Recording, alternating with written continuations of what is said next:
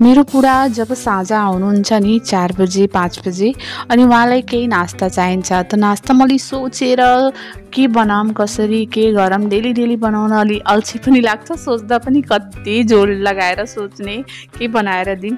त उहाँले चाउमिन मोमो पनि रुचाउनुहुन्न। त मैले के गर्छु यो टमाटरको सिजनमा टमाटर सस्तो पनि भएछ अहिले। टमाटर 2 केजी लिएर आएँ अनि त्यसले राम्रोसँग पखालेर काटेँ।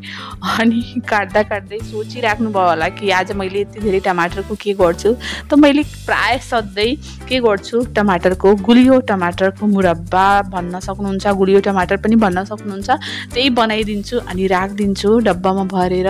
त उहाँलाई जब साँझ आउनुहुन्छ नि 4 बजे नास्तामा एउटा घिउवाला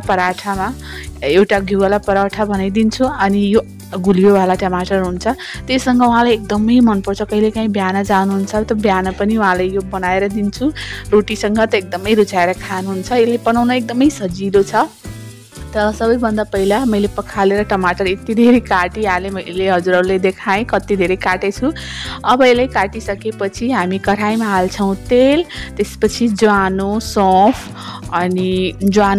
फुराइदिन्छ। थोरै जिरा पनि फुराउँछु। हरियो खुर्सानी र लसुन काटेको यसमा फुराइदिन्छौँ। फुरिसकेपछि मजाले फुराउँछौँ, एकदमै डढाल्दिनु। हल्का फुरिसकेपछि जब उसको बास्ना आउन थाल्छ त्यसपछि हामी सबै टमाटर यसैमा हालिदिन्छौँ।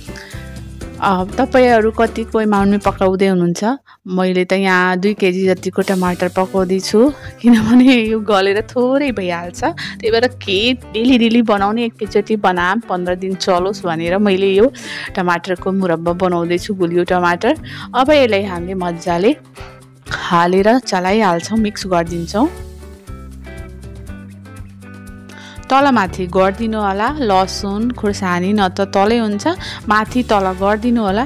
त्यसपछि सबै मसलाहरू हाल्छौँ। मैले यहाँ लेखेको छु बिरे नुन, नर्मल नुन अनि ब्ल्याक पेपर। फेरि यसमा हामी हाल्छौँ भेली, गुड भन्न सक्नुहुन्छ, भेली भन्न सक्नुहुन्छ। अनि थोरै बेसार पनि हाल्छौँ। मन छ भने रातो धुलो खुर्सानी पनि हाल्दा हुन्छ। मेरो बुढाले चाहिँ मन पर्दैन त्यही भएर मैले हालेको छैन। अब यसमा हामीले गुड पनि हालिदिन्छौँ। सबै मसला अनि धेरै केही मसला त छैन। नुनहरू त्यही बिरे नुन अवश्य हाल्नु होला, त्यसले एकदमै गजबको स्वाद आउँछ। ब्ल्याक पेपर भनेको कालो मरिच हुन्छ, त्यसको पाउडर मैले हालेँ। अब यसलाई तलमाथि गरिदिन्छौँ अनि यसले ढाकिदिन्छौँ। ढाकेर मैले यहाँ 7-8 मिनट हाई फ्लेममा पकाएँ। 7-8 मिनट लगभग 10 मिनट भइसक्यो हाई फ्लेममै पकाएँ। यो पाकिसकेपछि हेर्न सक्नुहुन्छ कलर पनि चेन्ज भइसकेको छ अनि यो गलेर थोरै पनि भइसकेको छ। गुडको कलर आइसकेको छ, बास्ना पनि मिठो आइरहेछ। अब एकछिन यसलाई हामी चलाउँछौँ तलमाथि गरेर। मिडियम अनि ग्यासको फ्लेम चाहिँ लो गरिदिन्छौँ अनि एकछिन यसलाई चलाउँछौँ किनभने अझै यसको जुन पानी छ त्यो अलि सुक्खा हुनुपर्छ, बल्ल मिठो स्वाद आउँछ। अब यसमा मैले भुटेको धनियाँ पाउडर, जिरा पाउडर एकैचोटि मैले भुटेर पिसेको छु। एकदमै मसिनो गरी पिस्नु होला। अब यसलाई हालेर यसमा मजाले यसरी गरेर हामी मिक्स गरिदिन्छौँ। अब मिक्स गरिसकेपछि फेरि यसलाई हामीले ढाकेर 5 मिनट जति पकाउँछौँ। तर अहिले हाई फ्लेममा नपकाउनु होला।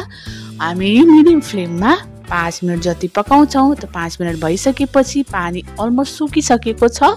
अब यसमा हामीले भिनेगर एड गरिदिन्छौँ अनि ग्यासको फ्लेम चाहिँ अफ गरिदिन्छौँ।